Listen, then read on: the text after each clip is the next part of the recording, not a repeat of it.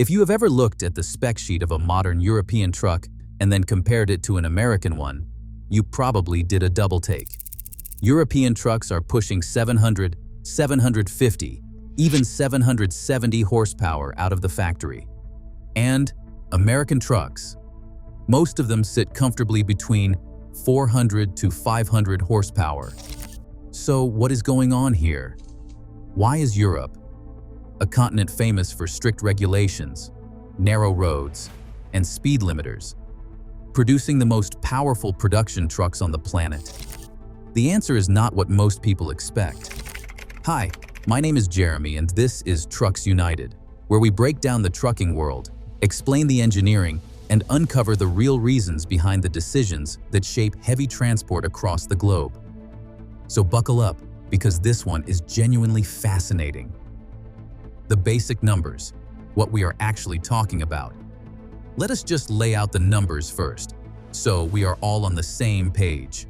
In America, your typical long-haul truck, your Kenworth W900, your Peterbilt 389, your Freightliner Cascadia, will come equipped with engines producing somewhere from 400 to 500 horsepower.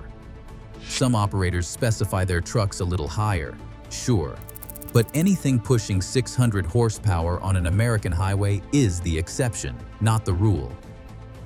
Now look at Europe.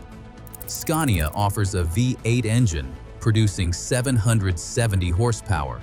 Volvo pushes 660 horsepower. MAN, DAF, Mercedes-Benz, all of them have engines well above 600 horsepower sitting in their standard lineup, not as limited special editions, not as motorsport projects, as regular, working, revenue-earning freight trucks that you can order from the factory and drive to a loading dock on a Tuesday morning. So we are talking about a gap of somewhere between 200 and 300 horsepower between the two continents. That is not a small difference. That is roughly the entire output of a reasonably sized family car just sitting there as extra power on top of what an American truck already has. And here is the thing. This did not happen by accident. It did not happen because European manufacturers have bigger ambitions or fancier brochures. It happened because the roads, the regulations, the weights, and the geography of operating a truck in Europe created a very specific set of demands, and the engineers had no choice but to answer them. Let us get into exactly how. The speed factor. Why horsepower follows speed limits.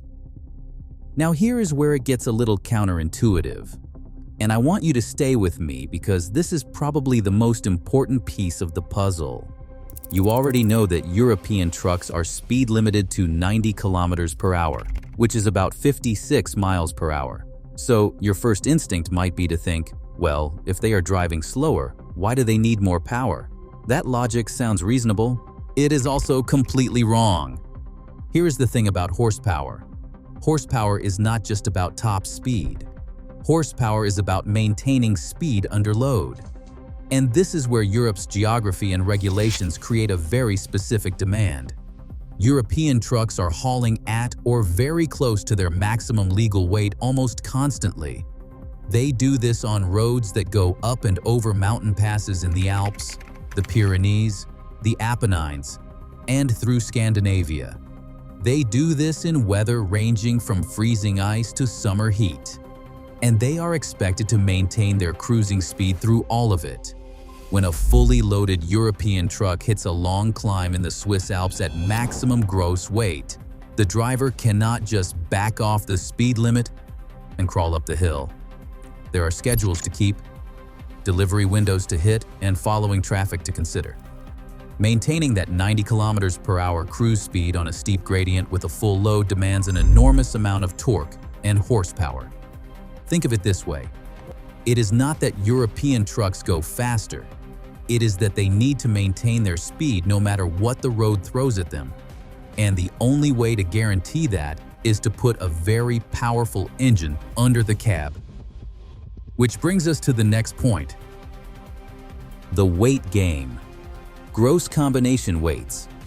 This is the part of the conversation that does not get talked about nearly enough, and honestly, it explains a huge portion of the horsepower gap all by itself. In the United States, the standard maximum gross vehicle weight for a truck and trailer combination on the interstate highway system is 80,000 pounds. That is about 36,000 kilograms. That is the number. Most American operators are working within that limit day in and day out. Now, look at Europe. In most European countries, the standard maximum gross combination weight is 44 tons. That is 44,000 kilograms, or about 97,000 pounds. Some countries, particularly in Scandinavia, allow even higher weights under specific conditions. Finland and Sweden regularly permit gross weights of up to 76 tons on certain road categories. 76 tons. That is more than double the American federal limit. So let us think about that for a second. You have a truck that is being asked to haul significantly more weight, maintain a consistent cruising speed, climb mountain passes, and do all of this while meeting strict emission standards. You simply cannot do that with a 450 horsepower engine.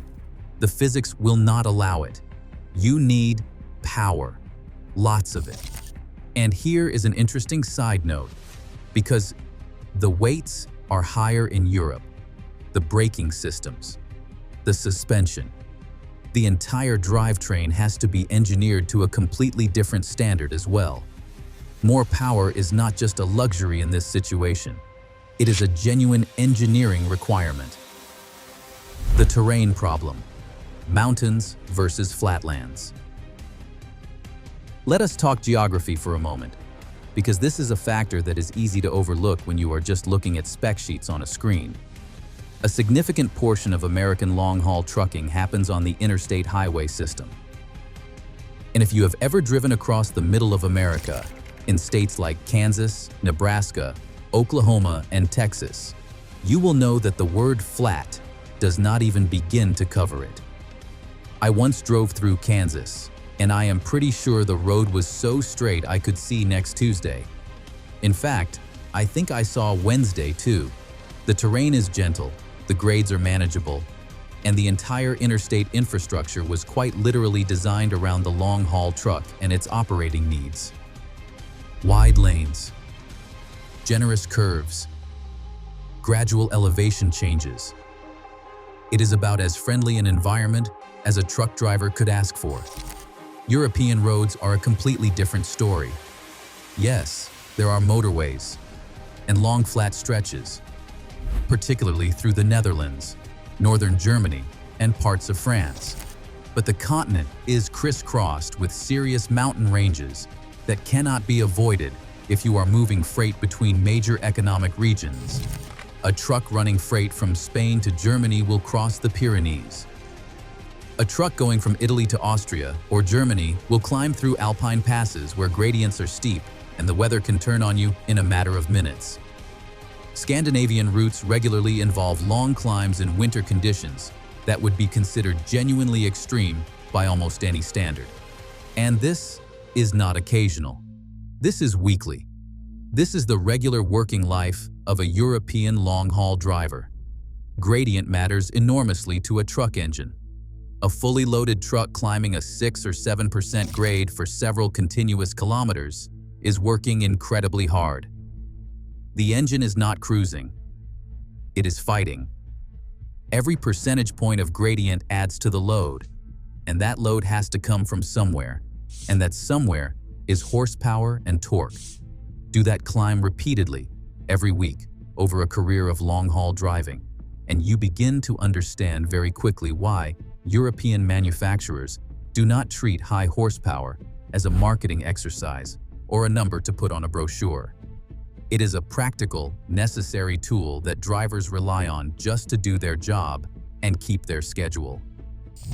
The cab design factor, aerodynamics, and power losses.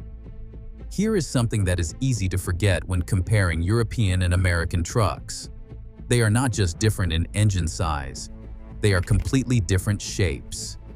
As we have talked about on this channel before, European trucks are cab-over designs. The cabin sits directly over the engine, The front face of the truck is essentially a flat wall. While modern aerodynamic work has improved things significantly with roof deflectors, side skirts, and carefully shaped cab corners, a flat-fronted truck will always create more aerodynamic drag than a long-nosed conventional truck at any given speed. American conventional trucks, with their long hoods stretching out in front of the cab, are inherently more aerodynamic at highway speeds. The sloped hood, the angled windshield, the general shape of the vehicle cut through the air more efficiently.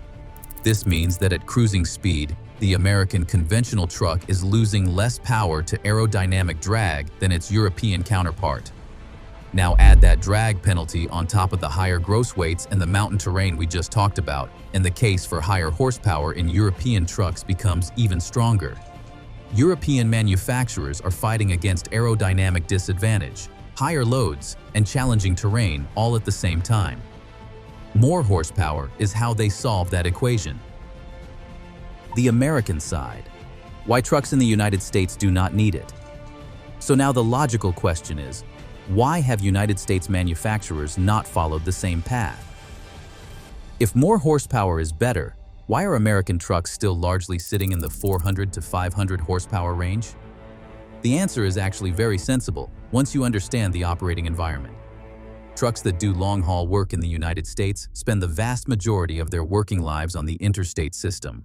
Wide lanes, gentle grades, long straight stretches, and a maximum legal weight that is considerably lower than European standards. In that environment, a 450 to 500 horsepower engine is genuinely all you need. You are not climbing the Alps. You are cruising across Oklahoma at a steady highway speed with a legal load that the engine handles comfortably. There is also the fuel economy argument. In the United States, fuel cost is one of the single biggest operating expenses for any trucking business. A larger, more powerful engine consumes more fuel even when it is not working hard. Operators have optimized relentlessly for fuel efficiency on long flat runs, and running a 700 horsepower engine across the Kansas plains when a 470 horsepower engine does the job just as well would be throwing money out the window, or in this case, out of the exhaust pipe. There is also a cultural and regulatory dimension. United States truck regulations are largely built around the interstate system and the 80,000-pound limit. The infrastructure, the bridge ratings, the road surfaces, all of it is calibrated around that standard. There has simply never been the same operational pressure on manufacturers in the United States to push horsepower numbers upward the way European terrain and weight limits have done. The brands behind the numbers. It is worth spending a moment on the manufacturers themselves, because the horsepower story on both sides is really a story about engineering philosophy. Scania is probably the most famous name when it comes to high horsepower European trucks. Their V8 engine has become almost legendary in the trucking world. Starting back in 1969, Scania introduced their first V8, and they have been developing it ever since. The current generation, producing 770 horsepower, is a twin-turbocharged 16-liter unit that represents decades of continuous development. And Scania drivers will tell you, there is something about that engine note that you just do not forget. It sounds like nothing else on the road. Volvo is another name that takes high horsepower seriously. Their D13 engine pushes 660 horsepower and produces enormous torque figures that make mountain climbing feel almost effortless. On the American side, Cummins, Detroit Diesel, and PACCAR's MX engines are all highly regarded, but they are optimized for a different mission. They are built for fuel efficiency, long service intervals, and reliability across millions of kilometers of flat highway running. They are exceptional engines built for a specific job, just a different job than their European counterparts. Neither philosophy is wrong. They are both correct answers to different questions. So let us bring this all together. European trucks produce up to 770 horsepower because the job demands it. Higher gross combination weights, mountain terrain, the aerodynamic penalties of cab over design, and the requirement to maintain speed under load all point in one direction: more power. American trucks sit in a lower horsepower range because their operating environment calls for something different. Flat terrain, lower maximum weights, excellent aerodynamics from conventional design, and an industry laser focused on fuel efficiency mean that a 500 horsepower engine is the smart choice, not a compromise. One is not better than the other. They are both solutions to the specific problems their respective markets and geographies created. And that is exactly how good engineering is supposed to work. So which side of this debate are you on? Are you a fan of that Scania Vive 8 soundtrack pushing 770 horsepower over the Alps? Or do you appreciate the long-nosed efficiency of an American conventional cruising across the interstate? Let us know in the comments below. Remember to subscribe to Trucks United for much more. Thanks for watching.